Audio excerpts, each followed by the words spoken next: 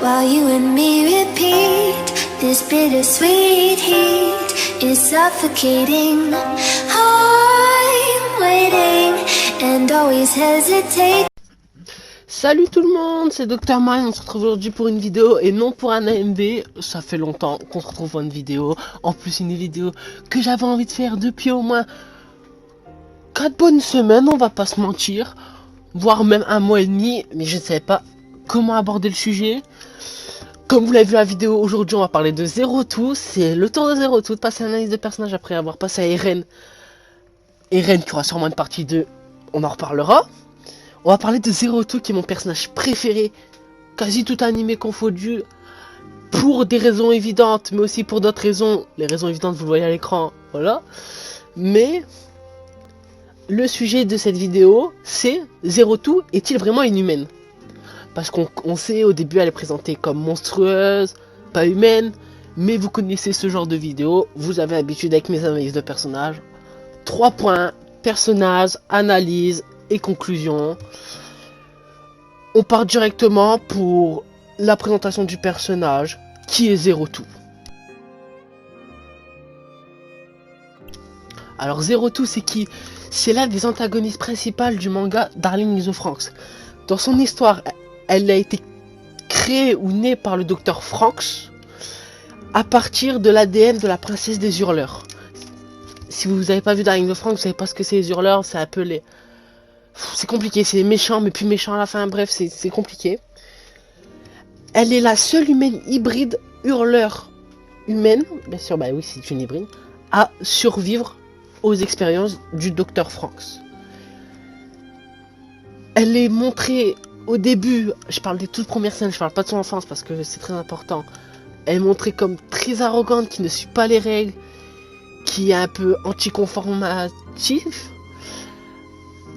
On la voit s'enfuir dès la première scène, qui suit ses propres règles, mais un contraste qui est totalement possible, je cherche mes mots mais vous avez compris, qui est totalement possible avec son enfance, parce que dans son enfance elle est montrée comme très calme et très triste, mais on en reviendra à ça dans la deuxième partie de vidéo.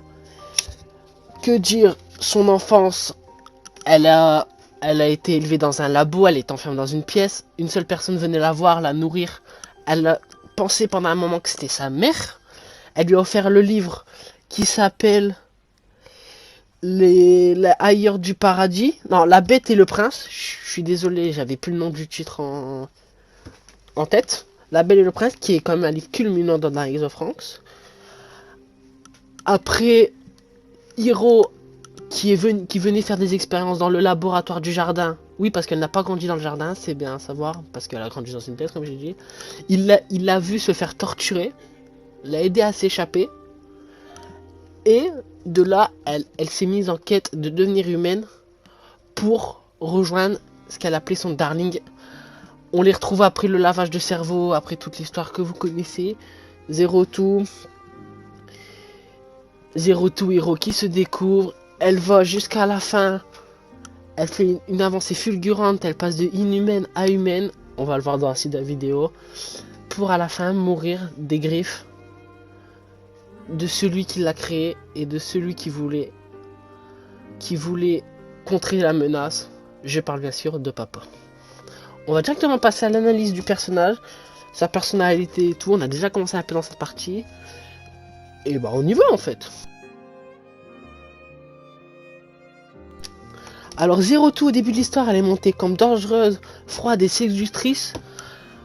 Elle est un peu associable sur les bords. Elle a très séductrice, on la voit dans la première scène du lac avec Hiro. Dangereuse parce qu'elle n'hésite pas à tuer ses compagnons pour arriver à ses fins. On l'appelait quand même la tueur de parasites. Après, quand elle a commencé à découvrir Hiro, elle est montrée comme avec beaucoup d'humour et très moqueuse sur les bords. Et elle passe du statut après on voit la voix petite, comme je l'ai dit, petite elle était très timide, elle avait peur de tout, qui était vraiment un contraste avec la grande Zero Two. Et après, elle change tout au tout quand elle rejoint la fameuse plantation numéro 13. Elle devient pas compassion, on la montre jamais compassion, elle garde ce ton moqueur et séductrice, mais elle s'en fait pour ses amis, elle commence à avoir un sentiment de regret, je dirais, pour eux, et elle est là quand ils en ont besoin, et elle montre une certaine affection pour Hiro, dont elle découvre que c'était son darling qui l'a sauvé étant tout petit, et qu'il y a eu lavage de cerveau. Après cette évolution, on a un peu une facette de Zero Two qui est en mode je suis pas humaine, je mérite pas ce qui m'arrive et tout. On peut le voir dans certaines scènes, comme dans la scène du bain, ou dans la scène de la bibliothèque où elle demande à Hiro de l'embrasser. Le bisou qui est très important pour Zero Two. Et où où Hiro regarde ses dents un peu pointues et se braque en ne voulant pas l'embrasser. Et elle qui refuse du coup de l'embrasser. Et elle est très, pas jalouse je dirais, mais très protectrice d'Hiro. On la voit quand la plantation numéro 13 a essayé d'empêcher Zero Two à atteindre Hiro et à l'emmener vers son point culminant. Elle est agressive quand il s'agit d'Hiro. Et elle est même montrée comme monstrueuse, qui est un peu son fil rouge du monstre à l'humaine. Et on va directement voir, est-ce que Zero Two, même en montrant cet aspect monstrueux, est-il vraiment inhumain?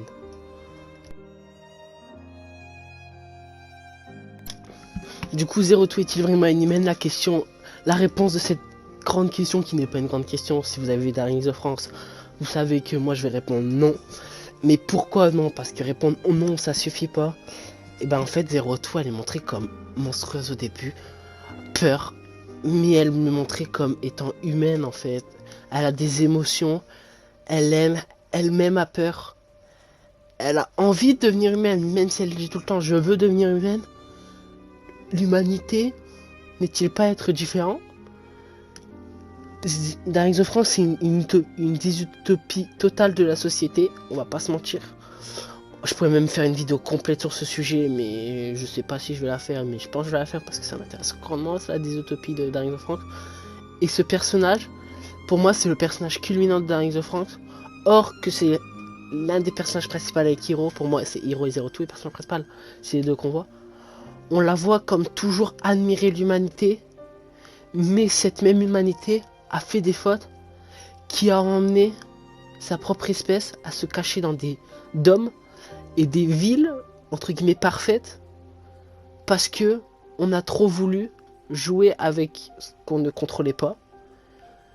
Et comme elle le dit dans sa dernière scène, dans l'une de ses dernières scènes, I love you Hiro, l'amour n'est-il pas le point culminant de l'humanité? Et elle, on le sait qu'elle aime Hiro et qu'elle le veut. Elle va même se réincarner à la fin. Elle sauve cette même humanité qu'il a toujours méprisée, ce qui est quand même un esprit de tolérance totale. Du coup, on va finir cette vidéo sur quand même un petit aspect de Zero Two que j'adore. Zero Two n'est-il pas en vérité la seule à être humain dans Darling the France?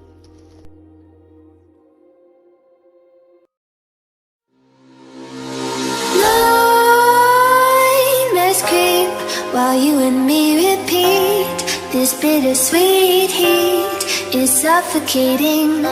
I'm waiting and always hesitating. Kryptonite desires set my heart afire.